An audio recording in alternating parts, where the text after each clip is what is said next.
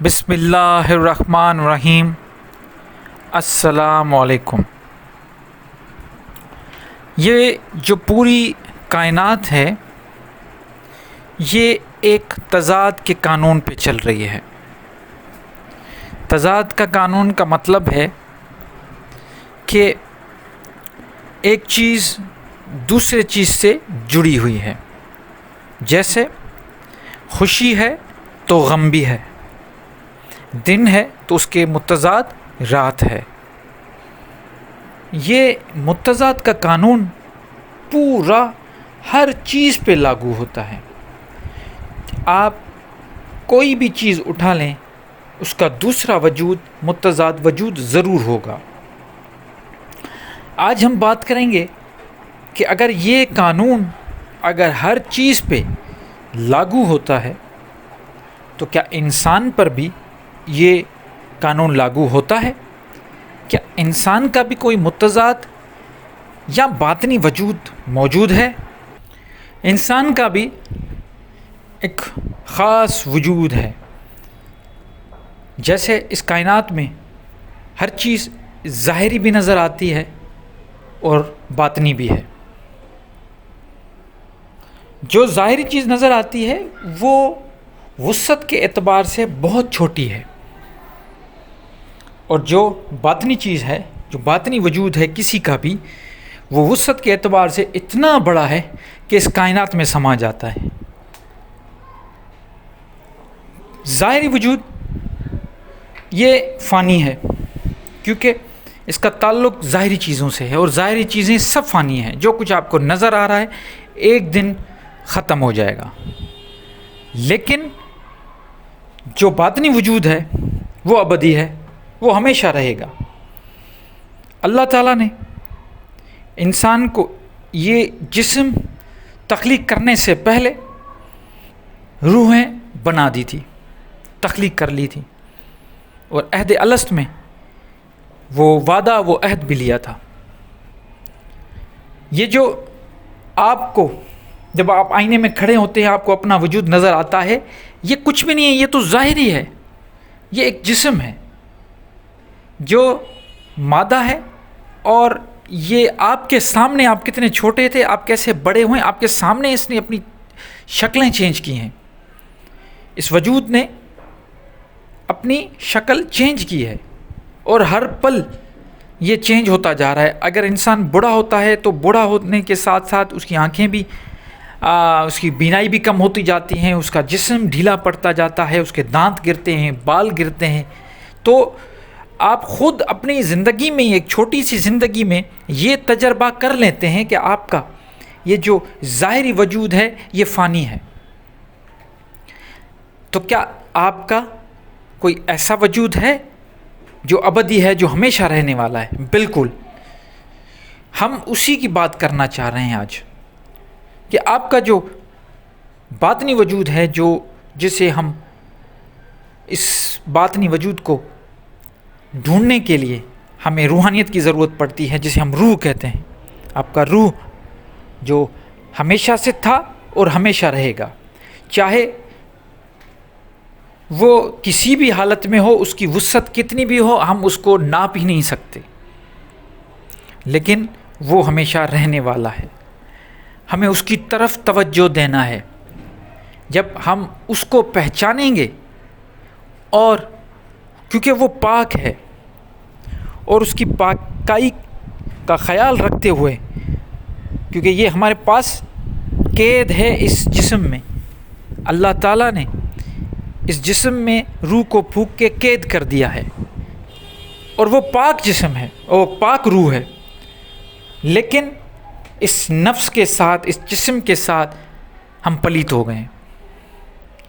ہمیں وہ جو پلیتی ہمارے اندر میں ہے، وہ ہمارے روح، پھر اس کو دیکھتے ہوئے ہمارا روح وہ چپ ہو جاتے ہیں، وہ بالکل بیدار نہیں ہوتے، وہ سو جاتے ہیں۔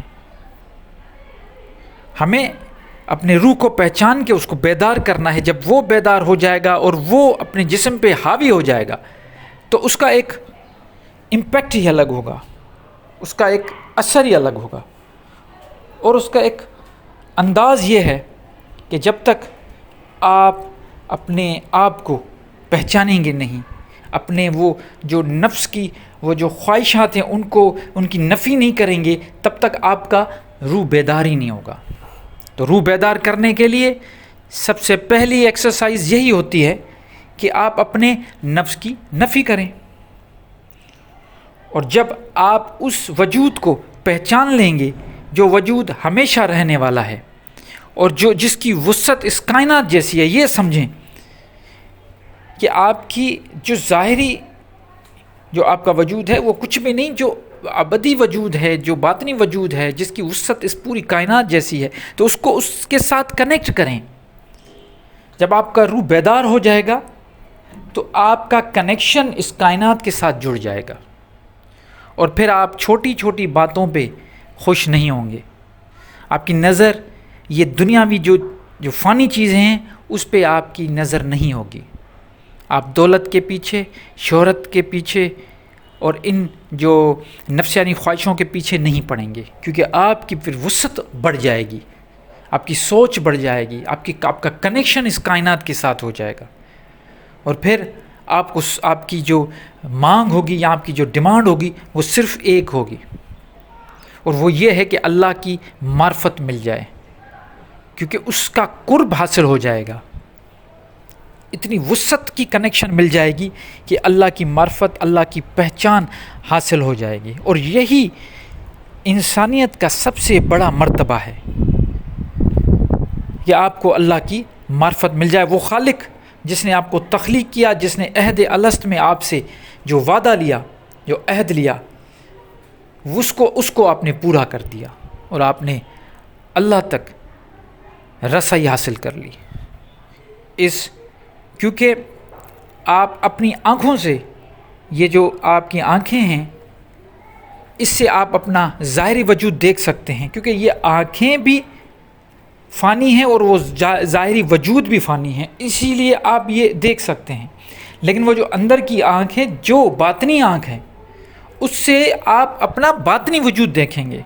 تو آپ کو اپنی باطنی آنکھ کھولنی ہے، اس کو بیدار کرنا ہے۔ جب وہ کھل جائے گی، جب وہ بیدار ہو جائے گی، تو وہ اندر کا جو وجود ہے، جس کی میں بار بار یہ بات کر رہا ہوں کہ وسعت اس کائنات جتنی ہے، آپ کے اندر وہی پوری کائنات ہے۔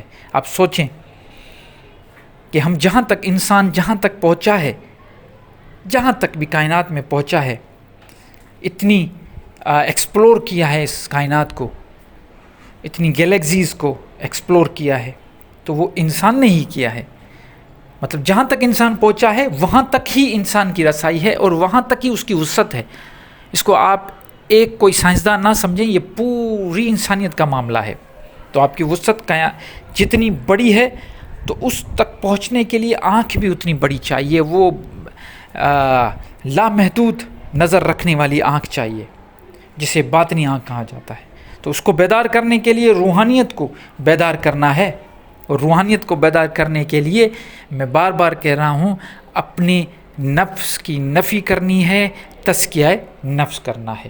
امید کرتا ہوں بات واضح ہو گئی ہوگی۔ پھر بھی اگر کوئی سوال ہو تو ضرور مجھ سے پوچھیے گا، انشاءاللہ میں کوشش کروں گا جواب دینے کی۔ اور اس پہ ہم بار بار بات اس لیے کرتے ہیں، اس ٹاپک پہ میں بار بار ویڈیو اس لیے بنا رہا ہوں کیونکہ یہ بہت امپورٹنٹ ٹاپک ہے۔ اس پہ ہمیں جتنی معلومات مل رہی ہیں ہمیں کلیکٹ کرنی چاہیے، اور اس پہ بار بار ہمیں اس پہ فوکس کرنا چاہیے، تاکہ جتنا ہو سکے ہم اس پہ اپنی گرپ حاصل کریں اور اللہ کی معرفت حاصل کریں۔